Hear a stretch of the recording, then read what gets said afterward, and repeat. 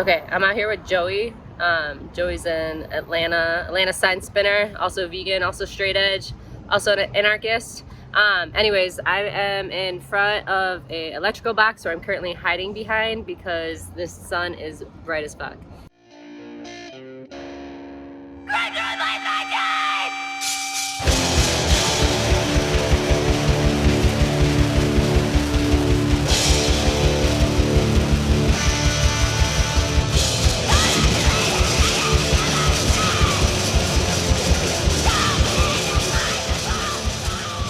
All right, Joey, if you had to interview anyone you wanted, okay, you get 5 choices.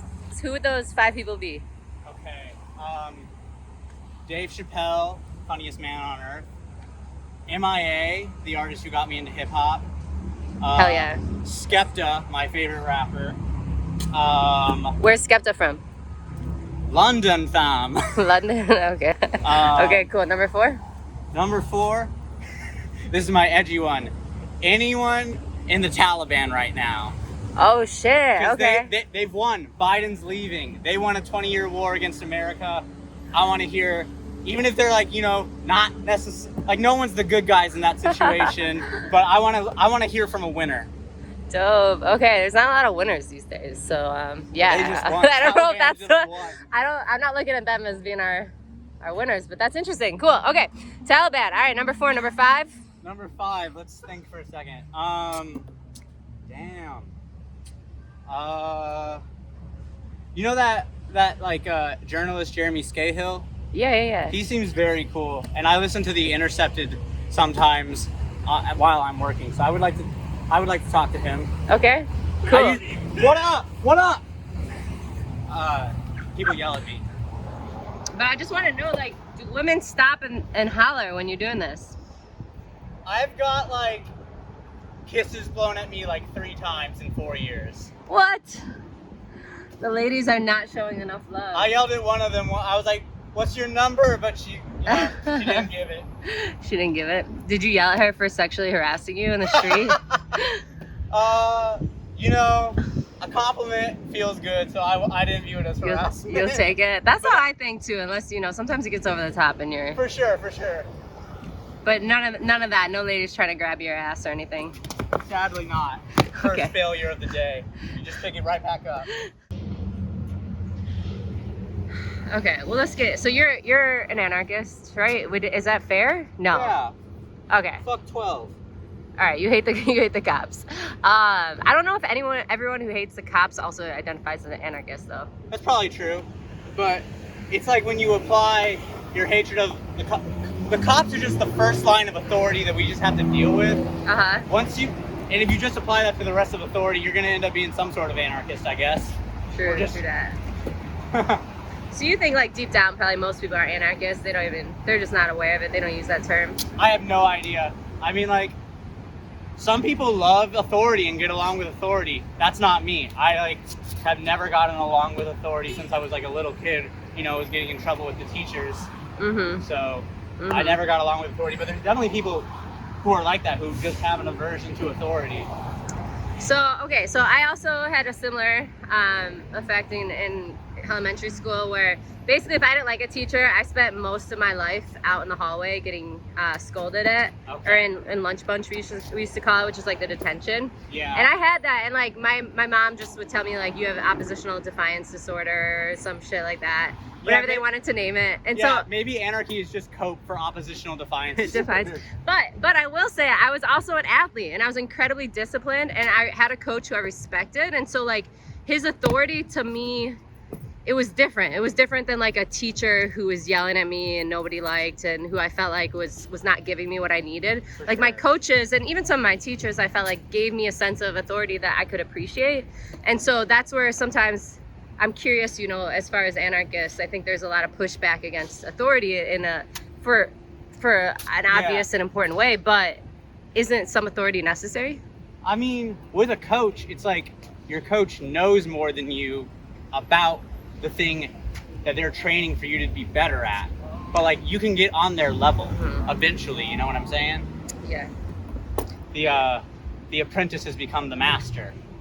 Okay, so that's what kind of that's a not authoritarian relationship. Yeah, then. it's just like it's like a learning relationship. But like with a teacher in school, like they can punish you. They like you're trapped there. Like you don't have no choice. But like I like grew up playing soccer. But if I didn't want to play soccer, I could have stopped at any point. Right. So then, to me, it's not the authority; it's the context in which the authority, or even leadership, we can say, it's the context in which they're operating. Yeah. It's like, I guess, like, is there the ability for you to agree to this? Is it like temporary, like only in like a certain confine of a situation? Because like, I used to go back.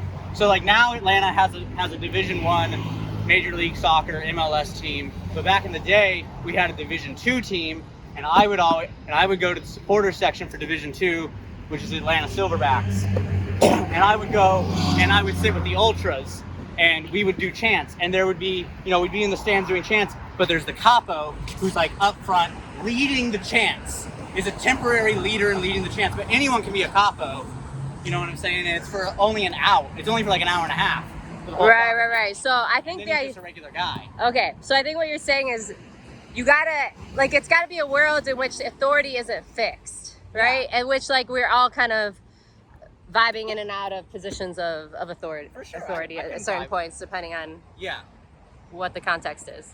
Yeah, I think in our world, it's like there's just certain like aesthetic things and obviously like financial or material things that put you in a position of authority, but to a point where you control the everyday, or like basically the everyday of everyone else. And the power, and like the level of power that some authoritarians have over others is something like I don't think could ever be viable.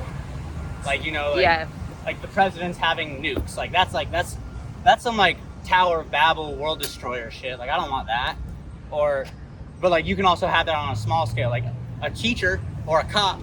Cops literally kill lives. A teacher can ruin your life. Like I don't want to have the ability to ruin anyone's life, and I don't want anyone to have that ability. Have that power. But wouldn't you say every gun owner in some way, or I mean, really any of us who, if you can fight, you have that, or even anyone can murder. It's true. Anyone can kill. Huh. Women are known for poisoning their. What? They're known for poisoning their husbands. Okay, the difference between most people who think that most people who are like equality is a myth, they're like thinking from like a do or die survival of the fittest mindset. Yeah. But they're wrong there, but they are right that like not everyone is as good at something as other people. But that just doesn't mean that like our how well we do in life or like our general livelihood should be affected by it. I don't know how to code, and I don't have computer skills, but I'm probably better than any computer programmer at this. Yeah, I think the kind of the realms in which people are stuck right now, it's like either equality is real, we're all equal, we're all the same, or it's this like equality is a myth, and more of that survival of the fittest mentality. Yeah. And I feel like both of those kind of suck. Totally. Like we should Don't make any celebrate sense. our difference and our abilities and inabilities make us who we are, but everyone should still be able to survive and thrive. Joey, that just sounds like some hella multiculturalism shit. I don't know. I feel like you're not trying to, but I'm not saying that's a bad thing. I'm not saying it's a bad thing. It's just it's true. I feel like that's how I think everyone deep down believes in that. Yeah, but I think go ahead. Multiculturalism may be whack, but cosmopolitanism is not. Cosmopolitan? We should be able to live in a world where everyone can live whatever kind of life they want to live. Absolutely. Is that what cosmopolitan is? I really think of cosmopolitan as being something, I guess, bougie, or maybe just because it's the term itself. Well, and what I don't know, maybe that magazine kind of took the... Maybe that's it. I'm like, is it the cocktail? Is it the magazine? There are cocktails called Cosmopolitan. Cosmo, dude. Yeah. This is my non-drinking ass not knowing. Yeah, this is what happens when you're straight edge. You don't know what a Cosmo is. All right, so you're the first straight edge person I've ever met. Oh, really? I mean, maybe I've met some, but I never been aware of it. I'm curious. What's the history behind that? What's what? What's the history behind that? So the history is back in the day, for like underage punks to get into clubs, they would ask the people at the bar or whatever would X their hands to say like, okay, they can't drink. But then it became something like, within punk in like the late 70s and early 80s, there was like a lot of nihilism in the sense of like, we don't care about our bodies, we're just going to do whatever we want. That's our form of rebellion.